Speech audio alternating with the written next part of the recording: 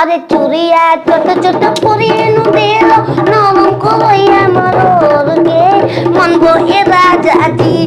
आय हाय मन गो ए राजा जी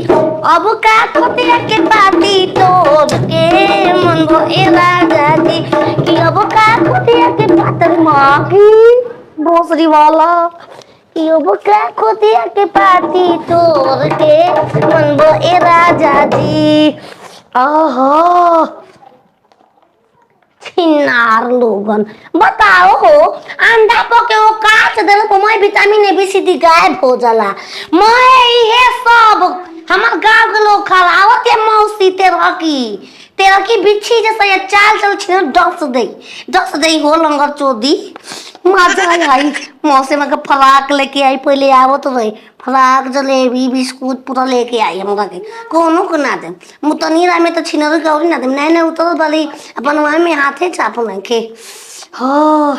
गोल गोल देसिला अंडा हो छिनरो गोल गोल देसिला अंडा के पकौड़ी बनाव बन बिना छिलले हो मजा आएगा दीदी जी ये क्या करते हैं जी दीदी जी का अंडे बना रहे हैं चलो छिले नहीं है जी छिले नहीं है इसको बिना छिले ले देखो बना टप टप आवाज कर देगा टप टप दीदी जी ऐसे ना बनावे जरा रवा खराब कर दहनी रेसिपी रपसी हां रवा हम खराब कर रपसी थोड़ा बना रहे हैं हम तो अंडा की पकौड़ी बना रहा हैं तो अंडा की पकौड़ी बनाए जरा तो ही आके सिखवाइबू हाथ न से मंगती का तो उतार देलो काहे दीदी जी गर्मी होत रहले इसे उतार देनी है चार गज के अछारी में गुमरी होते ना वो है मंगती का न थे तर लहरत रहे छी ना भत्ता से कोने तो क्या लगे मदी दिया दीदी जी अब से निकल हम नहीं आवतिया हो मम्मी जी आपके मौसी मां बड़ा बनाओ लगा ये कोई से मुंह वाला के नहीं हो चियर गोइल हमार भर मजा कि ये सब खाई ना और कुछ ना खाई ना तिहाटी में बना देता रे माई चीज कई दिन ही है हम बनाता नहीं सधस के बैठल स्वागत के दिन आरे मरवा लियो वो कर दे तो हम मरवा लेंगे जो निकाल जो आई तो को गोर हाथ धो दिए जो मुंह हाथ बरस बरस कर दिए जो कहां पहुंचल बानी दिल्ली दिल्ली बहुत टाइम लगी दीदी जी टाइम लगी अरे इंटरनेशनल हमरो अंडा जे खइलस ना पहिलस डंडा इंटरनेशनल हमरो अंडा जे खइलस ना पहिलस डंडा राजधानी ले यूपी बिहार ले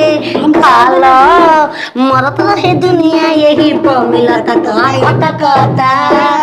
मिलत कहता हिंदुस्तान के जगह का बांधे हम हटा सास निकल जो भात बना दिया भात ना ये सोचे खाए पूरा ओकरे खाए के बाप चटनी पीस दी चटनी ना कर मचरा भइले खाले मचिरा हां तो हट चाहिए मचिरा जो लिया हे भी को से सता लिए छोट छोट होई तो बर कर दिए बहुत ही आवत लाइफ खुशी में देव हो एगो ना दे कहता ना भाग के तेज अपना के समझ तनी कि फोन क के कलसिय ए मौसी ए लंगड़ी मौसी अइबू ना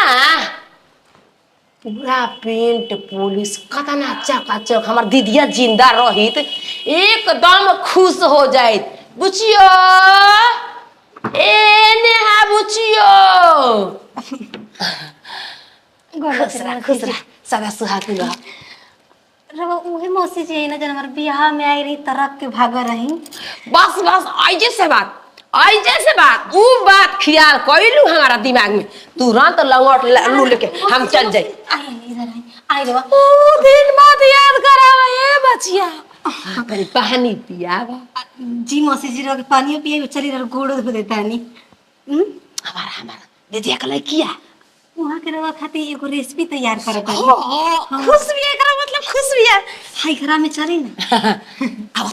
तनी हाल चाल कर जावा हां चली अरे बाप पंगा बेल को रुस्से में माहिर भी अंडा खा के हमार मौसी बन जाई पंडा आ देखो तो कितना ओको ठीक भइल बाकी ना ए जगह से दवाई चला हम बमले ले जाला छिनरी के ठीक करावे यार मौसी आ गईली का हां मौसी फराक लेके मां के फराक लेके भी है पूछ लियो फराक फराक तो कुछ ना दिखा लटे अब कनिया ना के गोड़हान धो देले माने उनका ठीक है 21 22 23 24 25 26 27 28 29 30 31 32 33 39 50 51 हाँ एगो ट्रे में 30 बाप रे, तो 52 को कैसे हो गए सुन आएगा वो घट जाई तार आगे वाला कट जाई आयो बाबू ये कैसन भी है दादा क्यों नहीं आवेला इतना देखी मोठी दी हमारा बियाह में लोग तलते ताही भदनी ए बाबुआ ये कोई बात के लिए पेटले भर जा ओ घर के सिचुएशन देखला है ना ताहे ना महाराज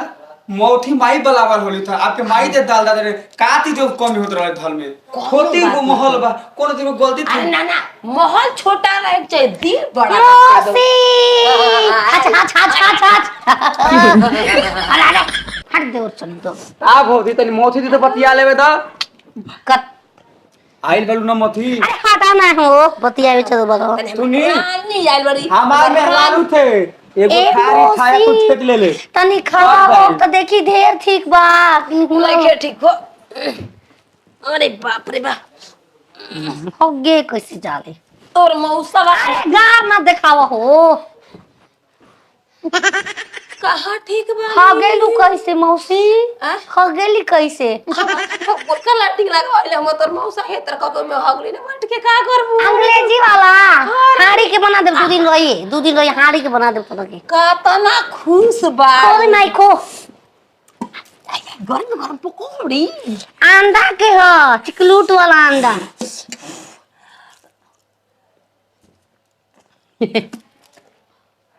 मौसी के सेवा कइलू त अंडा के छिलगवा त छिल दे ओकरा ओमे एबीसीडी केमिकल रहला तो कैसे आता थी केमिकल वाला रहती तो तब नहीं देख रानी कोनो बात नहीं के छिल के खा ले बाकी तू है ना खोइबी है यूजर का अखन पहले खा लो पहले खा तब बोलो का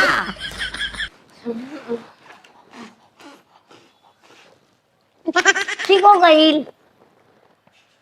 फरक के लिए आई वाली हमरा के आ फरक किया हत्ती हत्ती हाई होत रहे जहिया जवान होत रहो तहिया फराक लेके आत रही अब साड़ी किन दे ई बतलाव किन दे बियानी किना आज इतना खुश बाड़ू रानी दादा दादा नीचे दादा अभी आवत कर। तोरे हिसाबा हले रानी ई बताओ जहिया हम आए रहे तार छोटकी गुतनिया की शादी में देवरा के ओ घर तू हमारे पे काहे बमो गइलू काहे का बात है अब खीगो पे मारी मुंह मौसू दिया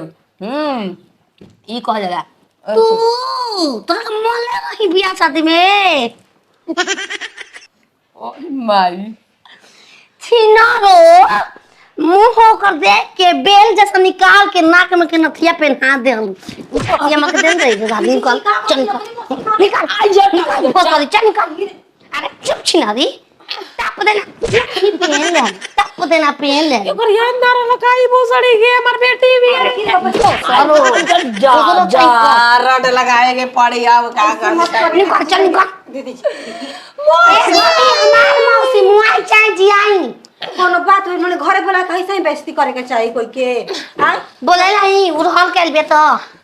देखा रानी हम मौसी हई तू काहे हमरा के मौसी हमार मौसी दे ले हमरा के रे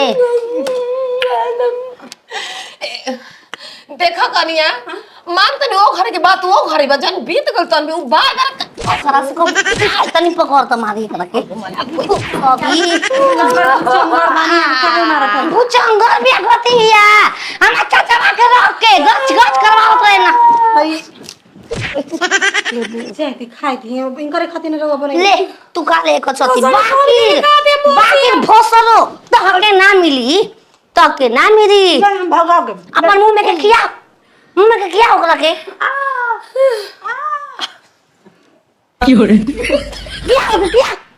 कुकुर आई चाटिया करूंगा तई कलाया जैसे